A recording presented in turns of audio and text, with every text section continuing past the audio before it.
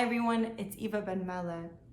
I'm going to share something about myself because I think it's applicable to many of you and hopefully you'll be able to take something out of it.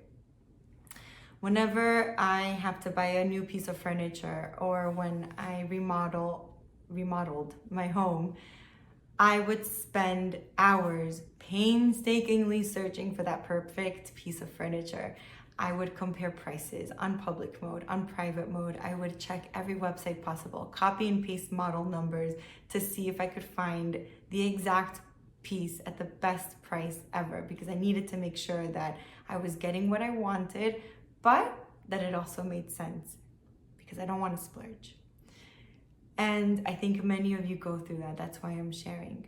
So it goes into this whole ordeal of, okay, I'm going to search for this piece. It's going to fit wonderfully. It's going to be perfect. And then I'm going to be done. But the reality is that we don't finish because there's always something. There's always a different room. There's always another thing that we need to buy or that we need to look into because life keeps going on, etc., etc. We may even ask for help from our friends and family. Like, I will bother my sister and send her a million pictures of things because I love her taste in how she decorates her home, and she's always good about helping me with these things. And at the end of the day, it's like my way of feeling like, okay, I'm not in this alone, and I have a sense of community who's cheering me on to make sure that I get that exact piece so that my home looks like I just imagined it. It's kind of cute. But it's also so much time that is wasted on this tangible object that is totally, in the big scheme of things, irrelevant to the level of happiness that my home or house can bring. Which leads me to the point, which is, how often are we looking outside of ourselves to fulfill these voids, whether it's in a relationship, whether it's with pieces of furniture or the way that our house looks, to fill these voids inside of us. Because we think, okay, well, if my house looks a certain way, then I will be worthy of having play dates for my children or parties and things like that. Or people will say, oh, well, she lives in a nice house, so she must be, an XYZ type of a person. When in the reality, that's BS. None of that is necessarily true. The way that you are inside dictates and trumps everything else that could have anything to do with the way that your house looks.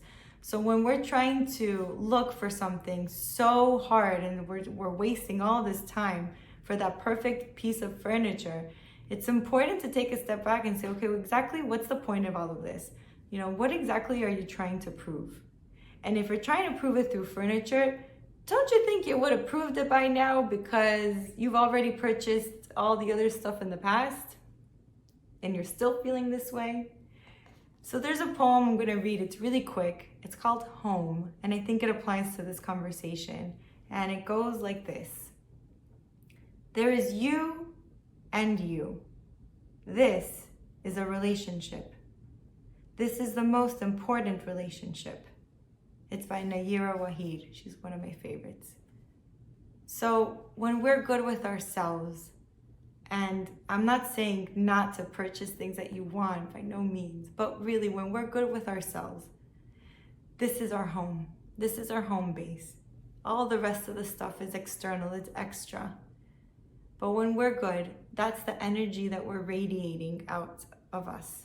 That is what is creating that calm and that peace with our children. That is what's creating the calm and our peace to make a decision on a piece of furniture, to make a decision of how I want to live my life.